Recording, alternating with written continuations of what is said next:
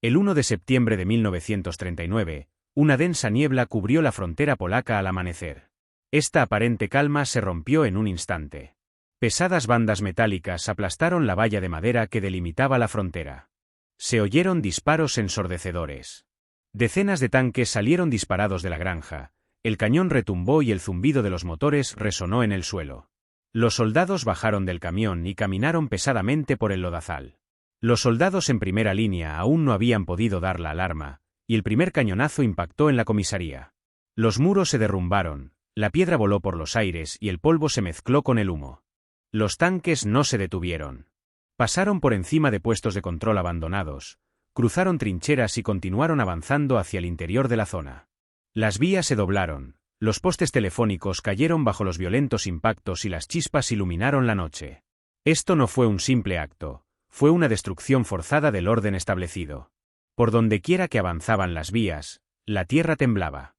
El aire estaba impregnado de olor a metal quemado.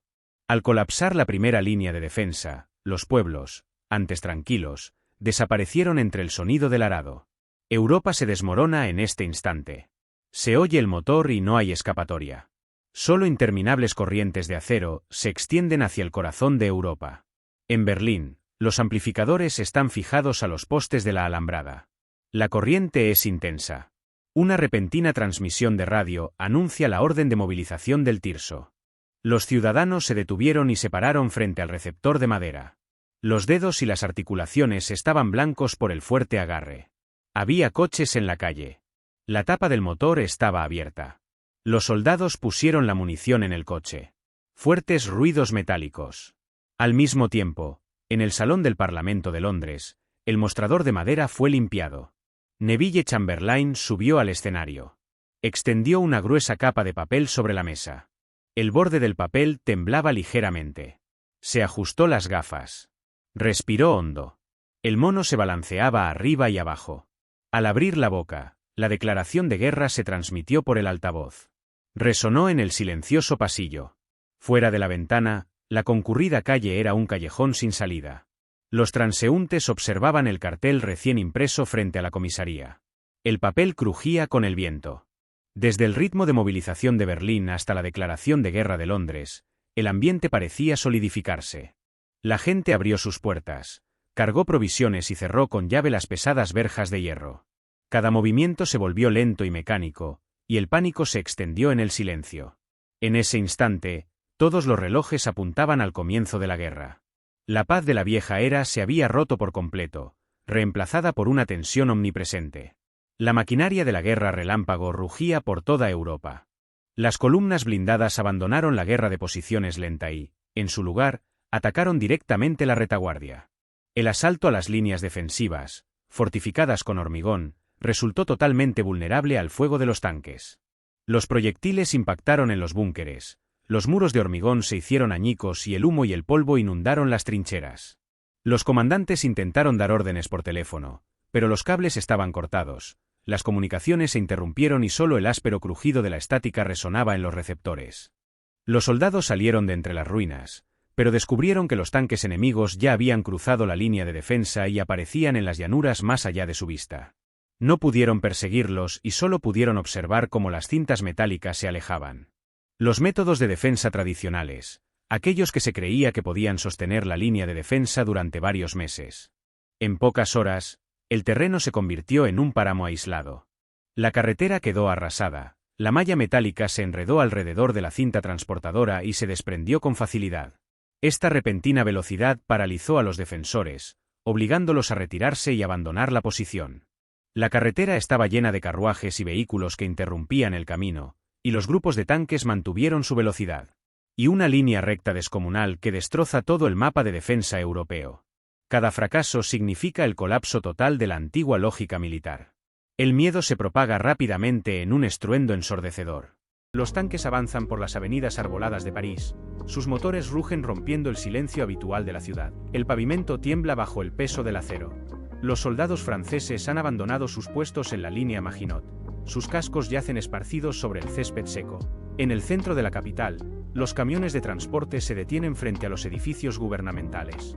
Los motores se apagan, dejando un vacío sonoro que se siente en toda la calle. Un grupo de soldados desciende, cargando mástiles enrollados. Se acercan a las cornisas de piedra tallada y comienzan a izar las banderas con esvásticas. La tela se despliega con un chasquido seco, atrapando el viento. Abajo, los ciudadanos se detienen en las esquinas, las manos metidas en los bolsillos, la mirada fija en el cielo. No hay gritos ni resistencia armada, solo una quietud sepulcral que recorre la plaza. Los caballos de las estatuas parecen observar la escena desde sus pedestales inamovibles. Las sombras de los edificios se alargan mientras las nuevas enseñas ondean sobre las cúpulas históricas. Los pasos de los ocupantes resuenan con fuerza sobre el asfalto, marcando un ritmo ajeno en el corazón de Francia. Las puertas de las oficinas cierran con cerrojos. Los cristales de las ventanas vibran con el eco de las botas, y el destino de la ciudad queda sellado bajo el nuevo símbolo que domina el horizonte urbano. Al otro lado del Canal de la Mancha, el aire se siente denso. En los puestos de observación costeros de Inglaterra, las agujas de los radares giran con un zumbido constante. Los operadores ajustan los diales, sus dedos recorren las perillas de baquelita. De repente, una serie de puntos parpadeantes aparece en las pantallas de rayos catódicos. Los puntos se desplazan en formación, cruzando el horizonte marino con una velocidad constante. El técnico ajusta el enfoque, los trazos lumínicos se consolidan en una masa compacta. Es la Luftwaffe. Las sirenas de alarma comienzan a girar, soltando un aullido metálico que se propaga por los acantilados. En las salas de control, los mapas de gran escala se llenan de fichas que marcan la trayectoria de los intrusos. La tensión se concentra en el brillo de las pantallas. Cada milímetro de avance de los puntos es una cuenta regresiva. Los operadores dictan coordenadas a través de los auriculares. Sus voces son secas, precisas, despojadas de cualquier duda. El destino de la isla ya no depende de la intuición, sino de la luz parpadeante que delata la aproximación del enemigo. Los motores de los aviones alemanes aún no se escuchan, pero la tecnología ya ha revelado la amenaza que se cierne sobre la costa británica. La orden llega a los hangares a través de los cables de comunicación. Los pilotos dejan sus libros y el té sobre las mesas de madera. Caminan hacia la pista, sus pasos resuenan sobre el hormigón agrietado. Los mecánicos retiran las lonas de los aviones y giran las hélices con fuerza. Los motores tosen, escupen humo negro y finalmente rugen al unísono, un sonido que sacude las ventanas de la base aérea. Los pilotos suben a las cabinas, ajustan las correas de cuero y cierran las cúpulas de cristal con un golpe seco. Un silencio solemne cae sobre el aeródromo cuando las ruedas comienzan a girar sobre la hierba. Uno tras otro, los cazas aceleran. Las colas de los aviones se elevan y las máquinas se despegan del suelo, dejando atrás la seguridad de la tierra firme. Las formaciones se estrechan en el aire, buscando altura. Desde abajo, el personal de tierra observa cómo los puntos se vuelven minúsculos contra el gris del horizonte. El cielo es una incertidumbre abierta. La nación entera aguarda en las calles, con la mirada puesta en las nubes, conteniendo el aliento ante la batalla que decidirá su soberanía. Cada segundo de vuelo es un paso más hacia el encuentro inevitable. El cielo estalla en un caos de metal y fuego. Los cazas británicos rompen la formación cuando las primeras ráfagas de ametralladora cruzan el espacio aéreo. Estelas de humo blanco se entrelazan, dibujando giros bruscos contra el azul profundo. Un piloto tira de la palanca, siente la presión del aire contra el fuselaje mientras el motor ruge al límite de su capacidad. Frente a él, un avión enemigo se cruza en su mira. El técnico presiona el gatillo y los proyectiles salen en una línea continua de chispas. De repente, una explosión sacude el ala derecha. Astillando el metal, el avión se inclina violentamente hacia abajo. El piloto corrige el rumbo, sus manos sudan sobre los mandos, esquivando una nueva ráfaga que corta el fuselaje a centímetros de su cabina. El aire dentro del habitáculo se vuelve irrespirable por el olor a combustible quemado. No hay tiempo para el pensamiento, solo para la reacción. Picar, girar, estabilizar. Cada maniobra es un pulso frenético contra la gravedad. Las naves se persiguen entre nubes de humo negro. El estruendo constante de los motores ahoga cualquier otro sonido. En este espacio, la distancia entre la vida y la caída es apenas el movimiento de un dedo sobre el gatillo. La batalla desciende sobre los tejados de las ciudades. Las bombas se desprenden de las bahías de carga y silban al caer, impactando en las calles con columnas de escombros y fuego. Los cazas se persiguen entre las nubes, trazando giros imposibles. Desde tierra, las baterías antiaéreas responden. Los cañones escupen proyectiles que estallan en el aire, creando nubes de metralla negra. El estruendo de la artillería sacude los cimientos de los edificios, haciendo que el cristal de las ventanas se quiebre en 1000 pedazos. Los pilotos esquivan las columnas de humo que se elevan desde el suelo, obligados a volar a través del fuego cruzado. El rugido constante de los motores se mezcla con el martilleo rítmico de los cañones desde los emplazamientos defensivos. Cada explosión en el cielo ilumina los rostros de quienes observan desde los refugios. La ciudad tiembla bajo el peso de la ofensiva. No hay tregua en el horizonte. El aire se satura de chispas y el metal retorcido cae sobre los adoquines. La supervivencia se reduce al rugido incesante de la artillería que intenta rasgar el cielo. La presión sobre el cielo alcanza su punto crítico. Una formación de cazas enemigos, tras sufrir múltiples bajas, comienza a dispersarse. Sus motores pierden el ritmo constante, soltando estelas de humo negro que se desvanecen en la altitud.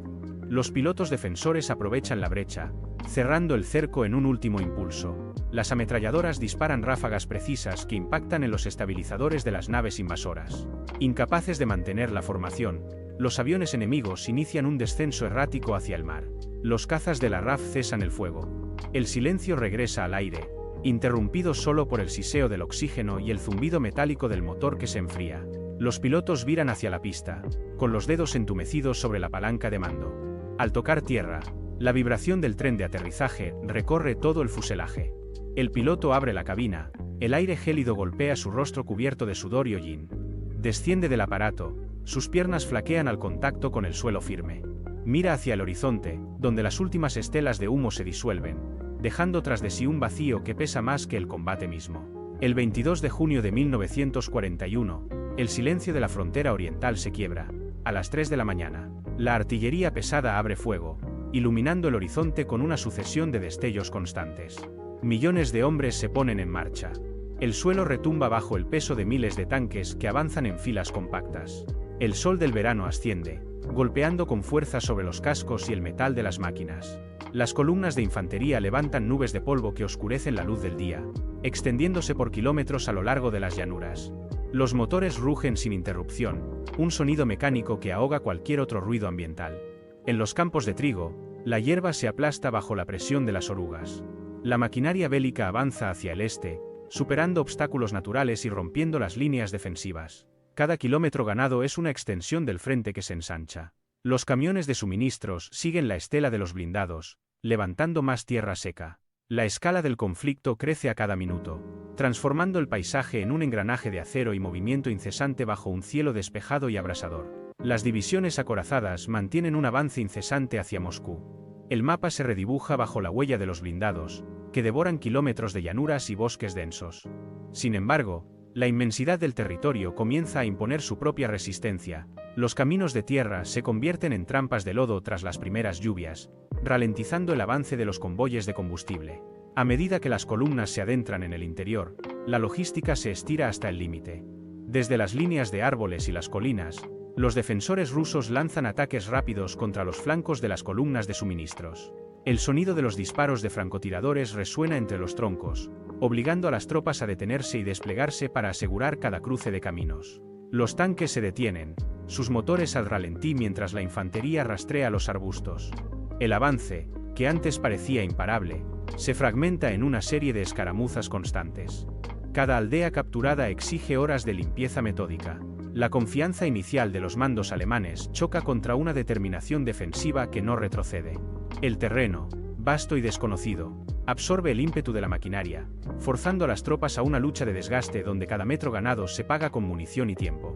La velocidad de la ofensiva decae, transformando el mapa en un tablero de posiciones estancadas bajo un cielo que empieza a cambiar de tono. El termómetro cae en picado cuando el aire se vuelve denso y cristalino. De repente, el silencio reemplaza al rugido mecánico. Los motores de los camiones, bloqueados por el hielo interno, emiten un chasquido metálico y mueren. El aceite se vuelve sólido dentro de los cilindros. Los conductores golpean los volantes, pero las máquinas ya no responden. A su alrededor, la nieve profunda cubre las ruedas y las orugas hasta las rodillas. La temperatura desciende por debajo de los 30 grados bajo cero. Los soldados, sin suministros de invierno, intentan avanzar, pero sus pies se hunden en ventisqueros que llegan a la cintura. El frío muerde la piel expuesta, forzando a los hombres a buscar refugio donde no lo hay. Con las manos entumecidas y los dedos rígidos, comienzan a golpear el suelo. El terreno se ha convertido en roca sólida. Cada golpe de pala contra el hielo resuena como un impacto seco, enviando una vibración dolorosa por los brazos de quienes cavan. Las trincheras son apenas hendiduras superficiales en una superficie congelada. Los soldados se aprietan unos contra otros en el fondo de estas zanjas, intentando bloquear el viento cortante. El metal de los fusiles se adhiere a la piel desnuda, arrancando jirones de carne al menor contacto. La lucha ya no es contra un ejército, sino contra el hielo que inmoviliza el frente, convirtiendo cada metro de tierra en una trampa de supervivencia donde el movimiento es la única forma de evitar el entumecimiento final. En 1944, las aguas del Canal de la Mancha desaparecen bajo una masa de hierro incalculable. Miles de embarcaciones, desde barcazas de transporte hasta acorazados de gran calado, se congregan en una formación que se extiende hasta perderse en el horizonte. El peso de los buques hunde la línea de flotación, desplazando toneladas de agua salada que golpean los cascos con un rítmico estruendo constante. Sobre las cubiertas, la actividad es frenética pero contenida. Los hombres revisan sus equipos, ajustando correas y verificando los mecanismos de disparo una y otra vez. El aire huele a combustible, a salitre y a una tensión eléctrica que eriza el vello. El cielo, cubierto por una capa de nubes bajas, parece comprimir el espacio sobre el mar. Los radares de los buques giran con un zumbido metálico, escaneando un vacío que pronto dejará de serlo. En los muelles, los últimos camiones descargan munición, cajas de raciones y suministros médicos que se apilan como torres inestables. Nadie habla en voz alta. Las órdenes se transmiten mediante gestos secos y miradas fijas hacia la costa opuesta. El rugido de los motores marinos se mezcla con el chirrido de las cadenas de anclaje elevándose. Todo el esfuerzo de años de industria y logística se concentra en este punto crítico del mapa. La marea sube, golpeando los costados de las naves, mientras el mando espera la señal definitiva. Cada minuto de espera se siente como una eternidad de presión acumulada antes de que el dique se rompa. El 6 de junio, la calma se quiebra. Las lanchas de desembarco cortan el agua a toda velocidad, dejando estelas blancas tras de sí. De repente, el horizonte estalla en columnas de fuego y tierra. Los proyectiles de artillería caen sobre el mar, levantando geiseres de agua salada que golpean los cascos con una fuerza brutal. El sonido de los motores es sofocado por el estruendo constante de las explosiones cercanas. Las rampas delanteras caen con un golpe metálico seco contra la arena mojada. El agua, gélida y turbia, inunda el interior de las embarcaciones. Los soldados saltan al exterior. El peso del equipo los obliga a hundirse hasta la cintura, luchando contra la corriente que intenta arrastrarlos. Elevan sus armas por encima de la cabeza, para mantener la pólvora seca mientras avanzan con dificultad. El aire se llena de un silbido constante. Son las balas que impactan contra el agua, creando pequeños círculos de espuma a su alrededor. No hay espacio para vacilar. Cada paso hacia adelante requiere empujar el cuerpo contra la resistencia del oleaje y el constante impacto de la metralla. El suelo bajo sus pies es inestable y resbaladizo. Con los dientes apretados, los hombres siguen avanzando, ignorando el agua que sube por sus costados. La playa se convierte en un escenario de movimiento frenético donde la única prioridad es alcanzar la orilla, mientras el fuego de artillería continúa barriendo la línea de costa con una intensidad implacable. Las ametralladoras en los búnkeres de hormigón escupen plomo sin pausa. El tableteo rítmico de los cañones corta el aire, levantando chorros de arena que ciegan a los soldados. Cada vez que alguien intenta ponerse en pie, el impacto de las balas sobre la arena compacta obliga a los hombres a pegarse al suelo. El caos es absoluto. Los gritos de las órdenes se pierden bajo el estruendo de las explosiones de mortero que abren cráteres en la orilla. Sin embargo, la inercia del avance no se detiene. Un grupo de soldados alcanza el primer obstáculo de acero y se desliza tras él, usándolo como escudo improvisado. Desde allí, lanzan granadas hacia las troneras de los búnkeres. El humo negro comienza a salir por los respiraderos de las fortificaciones.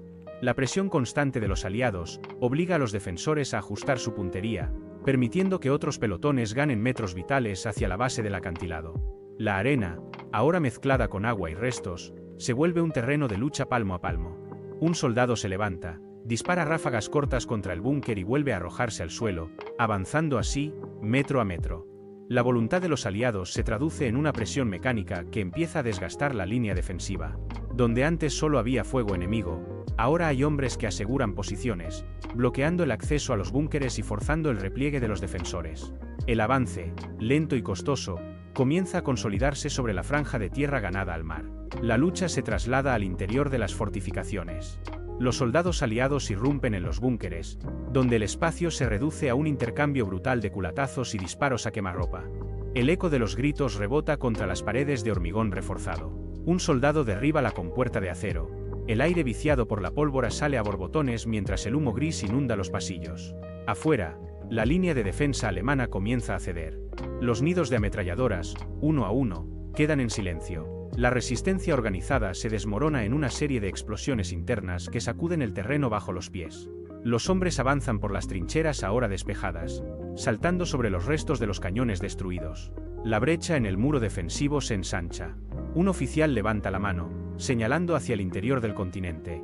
El camino está abierto. Los tanques, hasta ahora bloqueados por la artillería costera, comienzan a descender de las barcazas y a rodar sobre la arena firme. El ruido metálico de las orugas aplastando los obstáculos marca el fin de la barrera infranqueable. La tensión acumulada durante años se libera en un avance constante. Al ver los primeros vehículos blindados superar la línea de costa, los defensores restantes abandonan sus puestos y retroceden hacia el interior. El éxito de la operación se confirma con cada metro ganado. La chispa de esperanza se transforma en una certeza táctica. El muro se ha roto y el avance hacia el corazón del territorio ocupado es ahora imparable.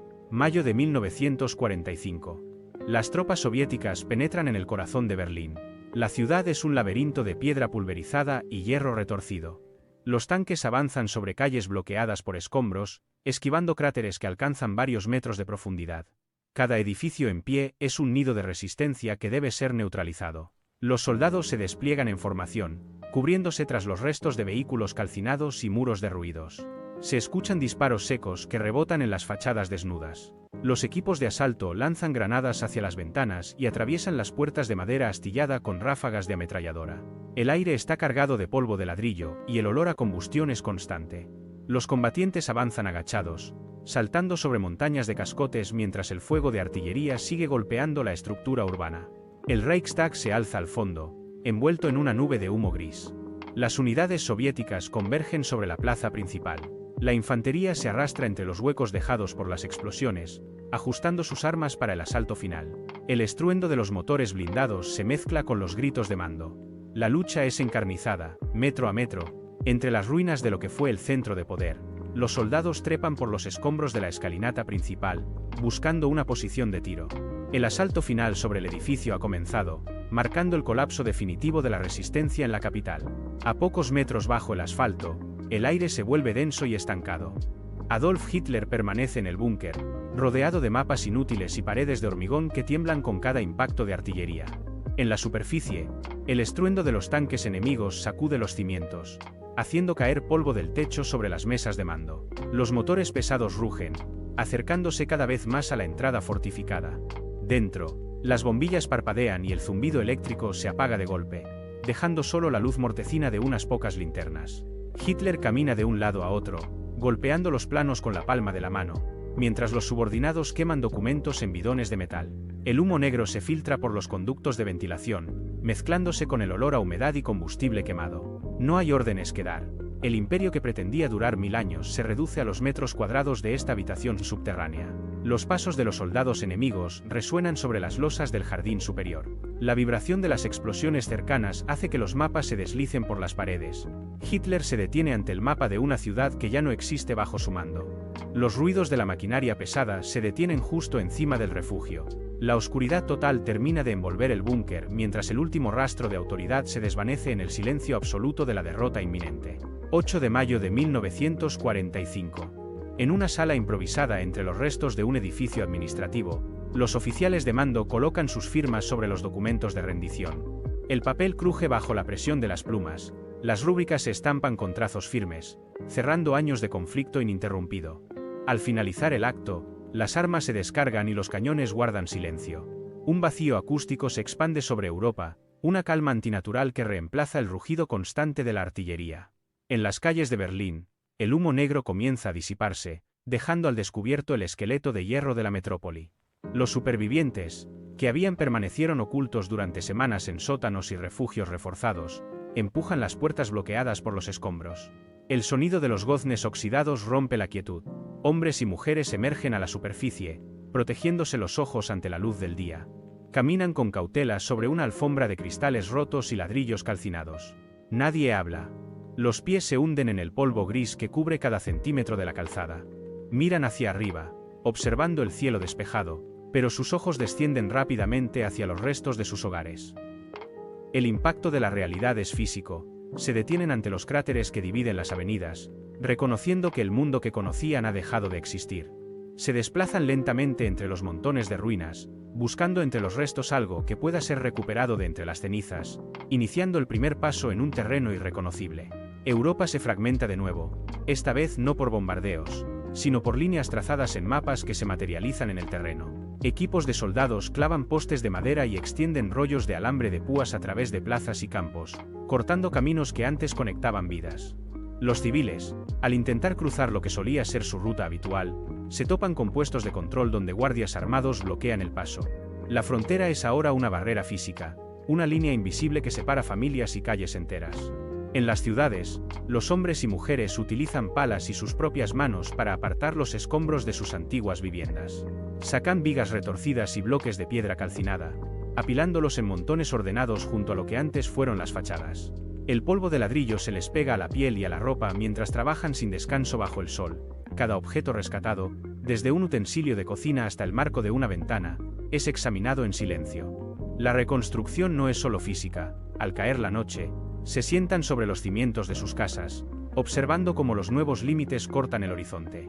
El proceso de restaurar sus vidas comienza con el acto mecánico de limpiar el terreno, un esfuerzo lento y metódico que enfrenta la ausencia total de lo que perdieron. Se mueven entre los restos, organizando el caos, intentando asimilar que el entorno ha cambiado para siempre y que el camino hacia adelante exige, ante todo, el peso de lo que dejaron atrás.